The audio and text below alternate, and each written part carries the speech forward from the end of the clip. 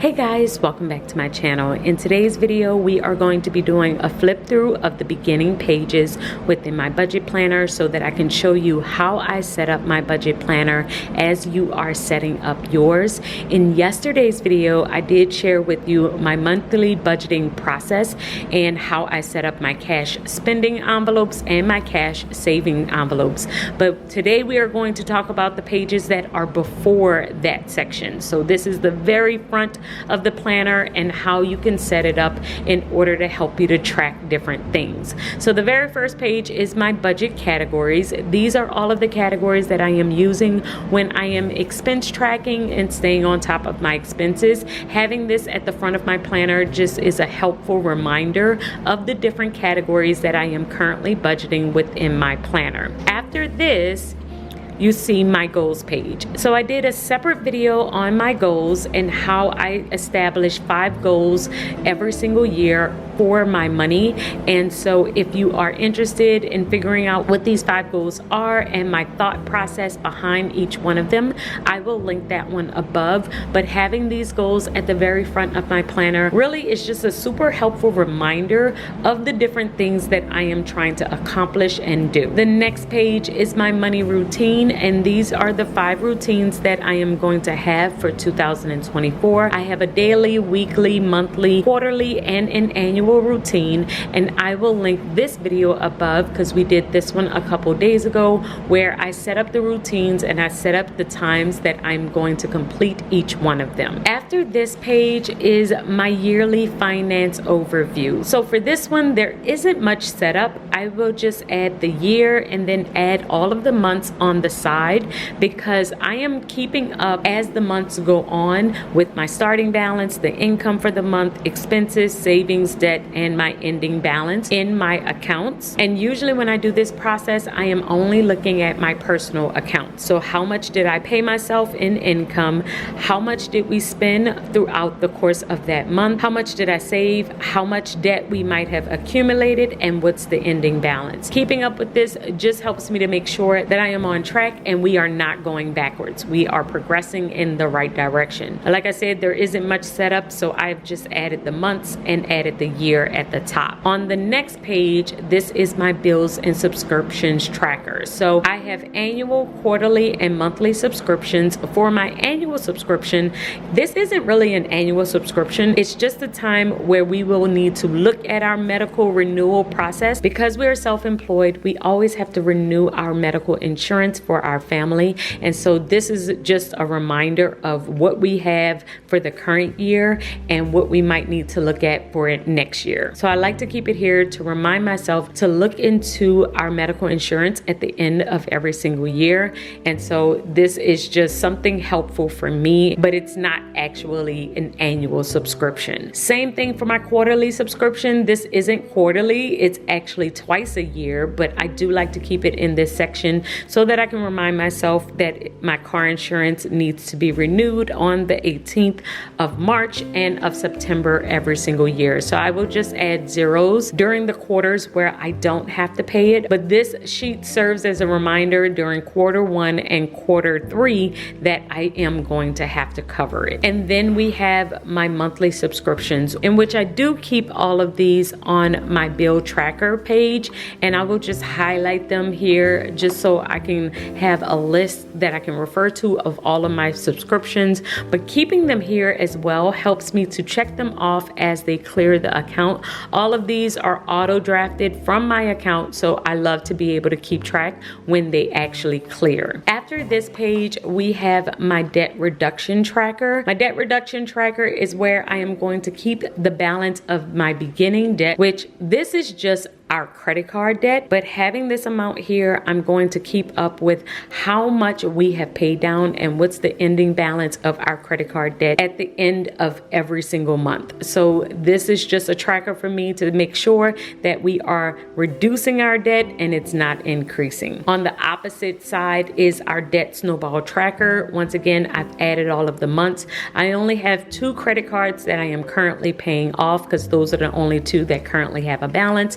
And And so I am just going to keep track of those two and track how much we have paid down and what's the current balance on each one of those. After this, we have my yearly savings tracker, and this is the same as the debt reduction tracker, except in the opposite direction. I am trying to increase this number, so at the end of every single month, I'm going to write down the current balance that is in our savings account. I also have our long-term savings account on a savings tracker, so that if the number happens to go down, if we have to make a withdrawal, I can easily see when we made deposits and when we had to make withdrawals from this account. So this will have the ending balance, but this will tell me all of the transactions that have occurred out of that account. After that, we have our short-term savings account, which again, this is where I will keep all of the money for our short-term emergencies.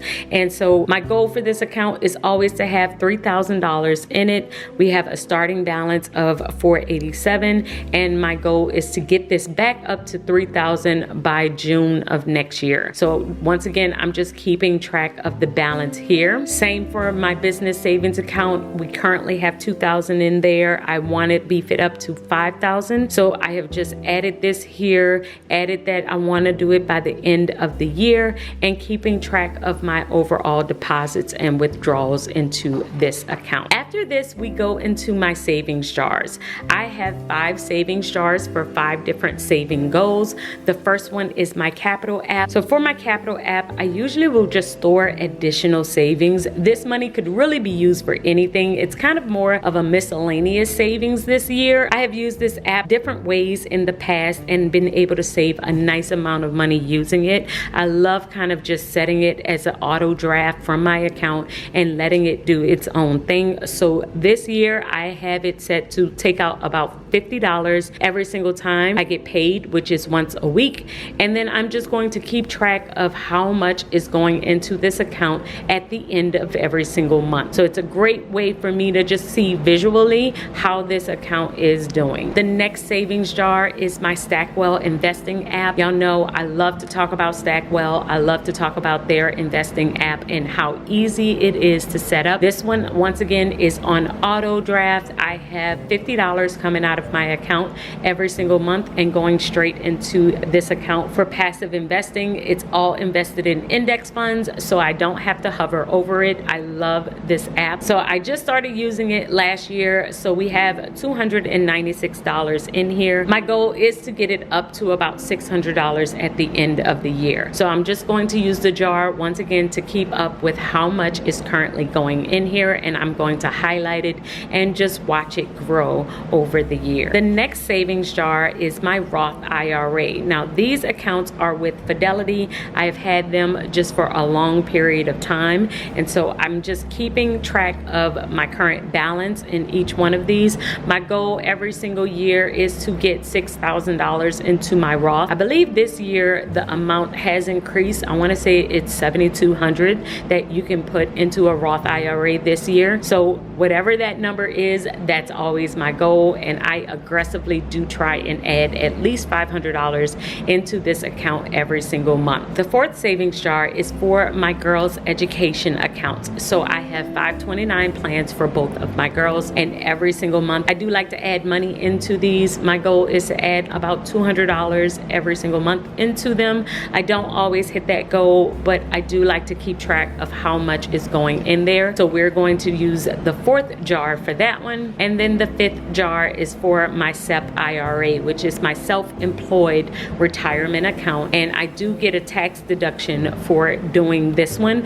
which is why I like to have both the SEP and the Roth IRA, because they do serve different purposes. Once I have hit my max for my Roth, then I will move over to the SEP IRA and add money into this one for the tax break that I do get. And this is it for the beginning pages within my budget planner. I do have my gift list here, and I will use this when it's Christmas time, but after that it goes directly into the month. And so that is it for the beginning pages of of my budget planner. I just wanted to share it with you as you are setting up yours for the year. I hope that this video is helpful as you are going through this process, and I will link above my monthly budgeting process in case you missed this video where I shared with you how I set up my monthly budget page and how I use my cash spending and my cash saving envelopes. I hope that this video has helped you, and I will see you in tomorrow's video. Until then, keep organizing your life so that you can achieve your dreams. Bye guys.